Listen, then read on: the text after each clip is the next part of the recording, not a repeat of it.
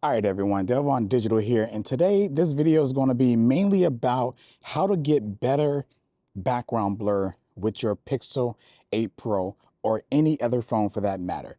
So I'm a person that doesn't like to shoot portrait mode, so I'm going to show you how I get my nice, creamy, perfect cutout backgrounds. And there's two ways that we do that. And the first way I'm going to teach you right here, right now.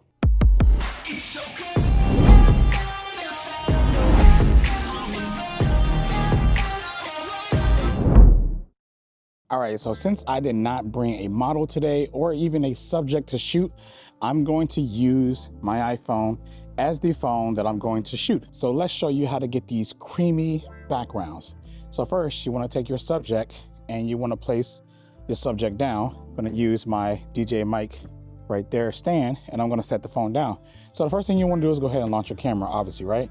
Now, me personally, I don't like to use the ultra wide or the telephoto, but we are going to use the telephoto today. But let's go back to ultra wide. So to get background blur that's more natural, it's very simple. If you want to do it this way, just get as close as you can to your subject. Luckily, the Pixel phones, unlike the new iPhones, don't allow you to get too close, but this allows you to get very close to your subject to give you a smooth background. So you just want to just get really close to your subject like so.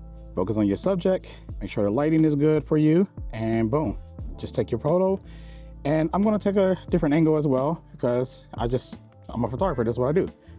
So I'm gonna go ahead and get another shot, and what you get is a natural background, and it makes it easier. So let me give you a tip when it comes to the background too as well, because a lot of people use portrait mode on people, other subjects, and everything like that. So here's the key to it. You're using a phone and it has portrait mode, and you're wondering why the cutout is perfect sometimes and not perfect. Well, if you give the background less distracting stuff around your subject, the algorithm of the AI makes it a lot easier to cut your subject completely out perfectly. But when you have a lot of stuff like distractions like this right here, it makes it harder to distinguish what is what sometimes. So it messes up a little bit. Also, if the background had purple in it, it will also get it confused. So separating and having a really good solid background like this wall here and having your subject, and just for the sake of it, I'm going to use portrait mode. Like I said, I never like using, but I'm gonna do it to show you the difference between having a perfect cutout. And let's go ahead and focus that right there. And boom, there's the portrait mode right there. And let's go to a more distracting background and see the results. So I'm not gonna alter any of these results at all whatsoever. I'm gonna let you see what it does with a distracting background or a background that actually has less distractions in the background to see if it can cut your product or your subject out perfectly. So keep that in mind when you're shooting a person.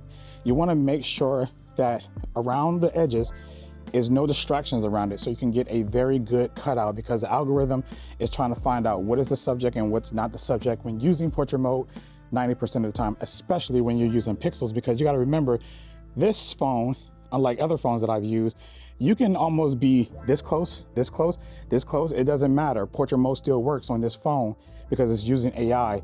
Now, other phones, you have to be a certain amount of feet, like 3.5 feet away before the portrait mode actually kicks in. But with pixels, you can be as close as you want and portrait mode will still focus and work. Okay, so now this time we are going to use the telephoto lens. So what I'm going to do, hopefully I don't get kicked out of this place because they got this kind of sealed off. So anyways, I'm gonna go ahead and set this back down here just like this.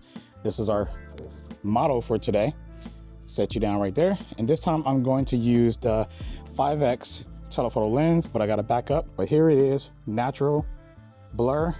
Still with the telephoto, you still want to make sure that you're close enough to the subject. All right, so for the rest of the video, we're actually going to go inside on the computer and I'm going to show you how to add that blur through different programs. Pretty much Lightroom and Photoshop are the two programs that I like to use when adding the artificial blur that looks more natural. And I'm going to show you how to get it so perfect that you don't have to worry about, you know, whether it looks fake or if it's too much or the edge is not cut off. But you have to use these techniques that I just told you first. You got to remember about your background and your subject, because this helps the AI algorithm when you have less distractions in the back and it's less work that you can do.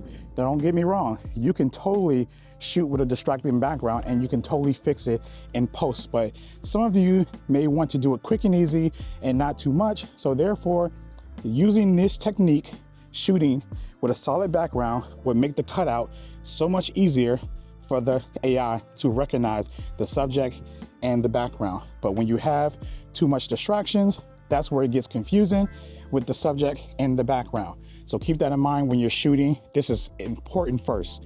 So once you got that, let's go into the lab and I'll show you how to add that through various programs. And just to let you know, you can do this in Google Photos too as well. It'll help Google Photos do a lot better with the portrait mode if you do this as well. But we're talking about people who really care about photography on phones and it's on the serious side of it. So therefore, we're going to jump into Lightroom and Photoshop. Hey, sorry to disrupt this video, but I just want to tell you about my Lightroom / Photoshop presets. If you're into photography or mobile photography, I know it could be hard for some of you beginners out there to figure out where to start at and what's a good base when editing your photos. Well, I got you. I have 2 preset packs just for you that will get you started. All you got to do is click that link down below and check out the packs and go ahead and find which one works for your style and what you like to do. And in these 2 packs, you have over 15 presets to choose from to your liking. And just remember, these are a baseline start. So that means you might have to do a little bit of tweaking to the light based off your conditions, because all lighting conditions are not treated equally. So all of my mobile photographers, amateur photographers, professional photographers, what are you waiting for? Go ahead and check out those packs, grab your presets and start editing. Anyways, let's get back to the video, everyone. All right, everyone. So look, before we get started with this video, I just want to talk about the photos that I shot earlier today. So let's get started on that real quick, because I was telling you about the depth and stuff, right? So let's go ahead and look at this portrait shot that I took against the wall. Remember how I told you that when you're, when your subject background is a lot better, when it's separated and the colors are different, then you will get a better cutout. But look what the AI did with this photo right here. So it blurred out this area of the lens for some weird reason. It wanted to blur this out and thought that was part of the portrait mode. And if you look at the edges right here, it missed right here as well. And then if you look at my nails right here, it completely blurred out my nails. This is why I don't like using portrait mode, and the algorithm is not that great with a lot of these phones. This is not just a pixel problem. It happens on all of them every so often. But if you take multiple shots and try again, sometimes it gets it right. But I just don't have time to wonder if it gets it right or wrong half of the time. So here's the other portrait shot that I did. Same situation. My nails blended in pretty much with here, so it just decided to blur some of my nails out right here. And then there's a little bit of cutoff right here as well, because the contrast between the tree, I guess, in the back and the purple buttons were just so close, but everything else around it was cut off pretty well. So this is what I mean by that. And again, here it is right here, same situation. My nails is blending in, but this time the cutout around here was a lot better everywhere else, but the nails just blended too much in with the background, so it didn't know that the nails is part of my hand. That's what the algorithm told itself, but everything else is perfectly fine, which was no problem at all. So now here is the telephoto lens right here. As you can see, you got the black background. Now here is the telephoto lens right here, and you can see that you have the nice background right here, and everything is pretty much perfectly separated as it should be, because I used the telephoto, so it's pretty much natural. And that's the same for all these shots. Even though I didn't try my best to get the best shot, I see the angles and everything, but if I was to come in here and edit, I would definitely fix these and make it look a lot better. But yeah, this is the point I'm trying to make. You got your natural background right here with no problem. And here's the other shot that I did right here. Natural background blur from the sensor. You have no problems with any cutout. It's perfectly cut. And then you have a natural, nice background. Might not be the best looking bokeh in the world because these sensors are so small, but at least it's natural and you have a clean cutout. And this is why I say sometimes it's good to just get close to your subject and not have to worry about, using portrait mode to generate that bokeh that you're trying to capture. Pretty much you can just do it naturally. So as we move over here to the watch right here, we're gonna go ahead and look at the natural bokeh here. It focuses here. Of course, when you focus really, really close like I did with the watch, it's gonna have more of the subject out of focus because, you know, it's kind of trying to do macro at the same time. But if the macro lens actually kicked in, all of this would be in focus. So, you know, sometimes I just turn it off so it won't kick in the macro because I don't want everything in focus. I want kind of like what I'm taking a picture of to be in focus. So that's the situation of the Apple Watch that I took earlier. Now I did a few of them handheld, and as you can see, this is completely 100% natural. This wasn't me using any portrait mode or anything like that, but you get a nice blur because how close I am to the subject. And this is why I say if you want that natural blur, go ahead and get close to the subject if your phone allows it. I know with the iPhones it's a little bit more of a struggle because for some reason Apple decided to kind of pull back the close focus, I guess, to force you to use the macro mode. But with the Pixels and Samsungs, you can still get extremely close without having to use the macro or anything for that matter. So you can still get nice, you know, good separation between your subject and your background and stuff like that. So again, all of these are completely done just being pretty close to the phone or the subject, and you get natural background. And this is not portrait mode. None of this is done in portrait mode. So that's one of the great things about using the Pixel. The sensor size is pretty good to give you that nice separation or whatever like that without using portrait mode. And all of these shots I'm showing you, I have not used portrait mode. This is completely natural background blur that's in the background that you get just me focusing with the wide angle lens by itself. No portrait mode, no telephoto or anything of that sort. So let's get to the video where we learn now how to add that bokeh. All right, so now we're gonna go ahead and add the bokeh. This is very simple right here. So I have natural bokeh already right here. To be honest with you, I really feel like this photo doesn't need more, but this video is about learning how to apply that bokeh. So let's go ahead to Lightroom right here.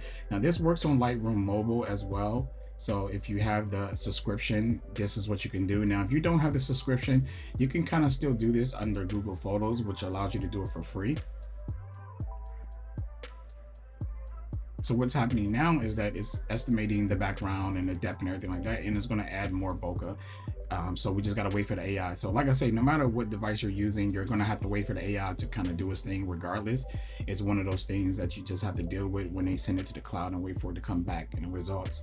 I am editing on a Mac, as you can see. So even if you got a most powerful chip, it doesn't matter. So as you can see, 50% depth is pretty good. I like it, but there was one small area where it actually messed up at, which is right here.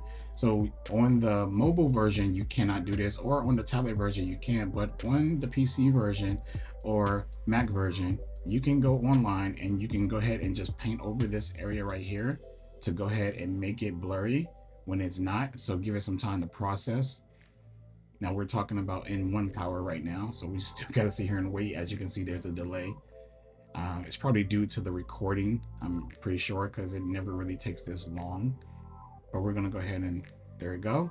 And now it's fixed, and I mean, it's not fully fixed because as you can see, I kind of messed up right here, but I don't feel like going back and forth. As you can see how slow this is because of the recording. So you can go ahead and line that right there, and hopefully when that kick in, you're good to go as far as that. All right, so now that we moved over here in Photoshop, we are going to show you, it's the same process pretty much. So we're gonna come here to your filter and we're gonna go to Camera Raw. And when you pull up Camera Raw, it's pretty much going to be Lightroom all over again. Same settings, same controls, same everything. The only thing is that you don't get your photos on the cloud. So that's the difference so far that I found between the two. But you can still batch edit and do all that stuff up there. But I still prefer Photoshop because this is pretty much still Lightroom, but I get more powerful tools to edit my images. So as you can see, this was shot on the Pixel at 5x, and there's good background blur right now, but it's just not quite enough for me for my portraits that I will get on my professional camera. So we're just going to add a little bit more blur to it. So we're going to go to the lens blur tool, and again, it's the same exact process as Lightroom. So if you do purchase Photoshop or Lightroom, or you're on the subscription plan, I'm sorry, or free versions, So it's the same if you're on Photoshop or Lightroom. It's the same process, and then boom, you get your background blur.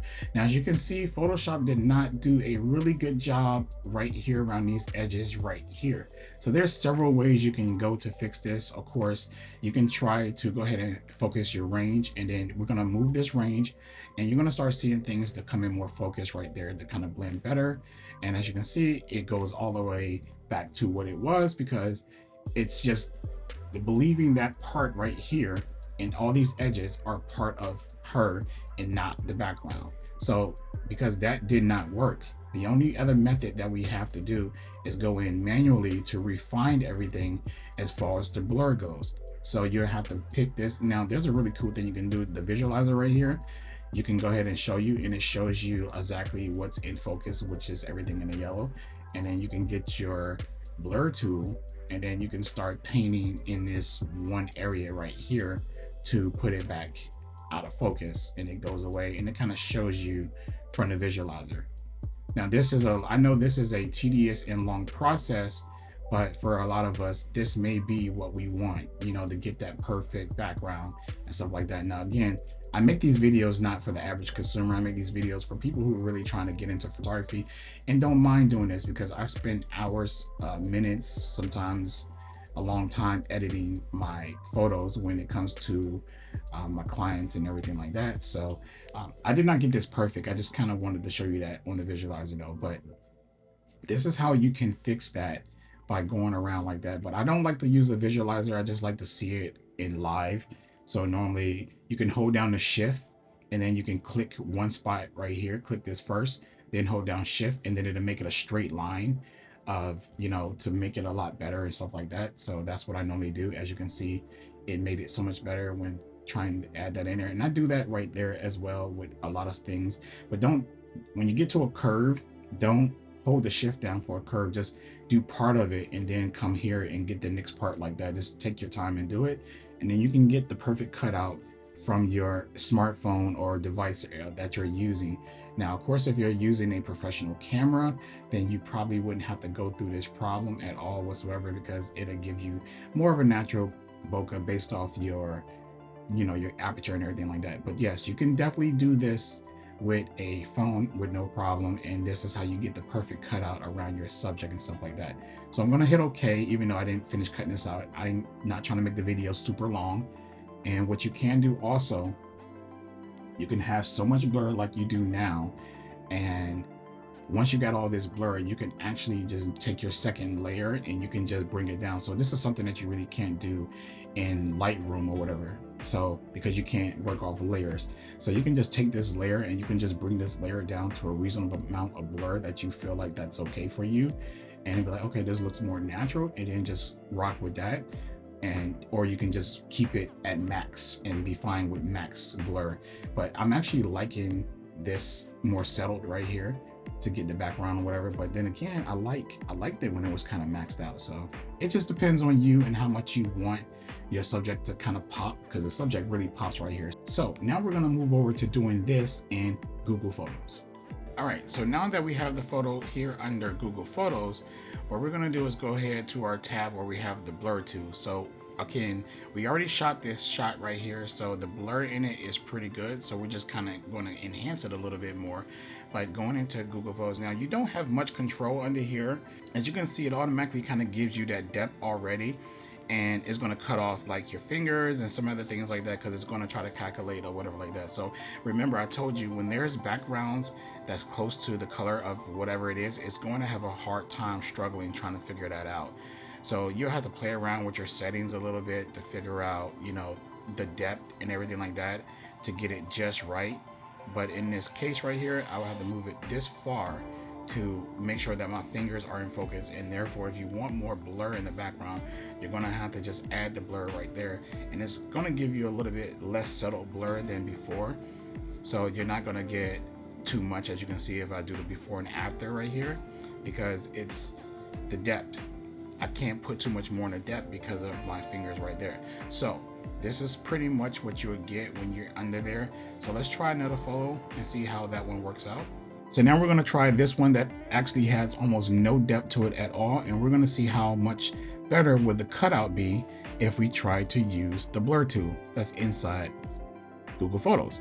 So as you can see, it did a much better job, but I'm concerned about the wood here. As you can see right here, that it thinks the background is part of that wood right there. So the algorithm of the AI is selecting that, thinking that it's the same.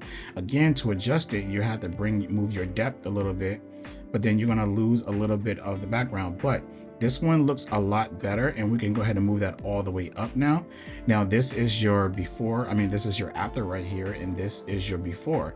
As you can see, we had none, but now we have some. So for this photo, it works perfectly. Like I said, the AI algorithm is not the best when it comes to this. I'm pretty sure that over time and over the years or whatever, it's going to get so much better and make the job so much easier. Photoshop right now and Lightroom does a much better job at this pretty much, but Google Photos, you can still get that nice blur, but you don't have any more control over fixing areas like what's right here and stuff like that. So that's the only issue that I would run into when doing this. All right, so here's another photo that actually has background blur right there, and say that you wanted to enhance that blur again. Let's go ahead and try again as well and see what happens. So let's see what the algorithm is selecting. And as you can see, this one is doing a lot better. So it has done so much better. So here's the before and here's the after. So at this point, you can add as much depth as you want to really kind of blow out that background, because they actually have a perfect cutout on this situation, because everything seems to be separated better as far as the colors and everything like that, even my fingers and everything. So this was perfect. So here is your before and here is your after. There's your before and there's your after. So they did a really good job at this cutout right here. So it really depends, like I told you, about your cutout. Anyways, everyone, I hope you really enjoyed this video, and if you got some good information out of it, please hit that like, share, and subscribe button, because I got more videos like this just for you. Anyways, I'll catch you in the next video. Peace.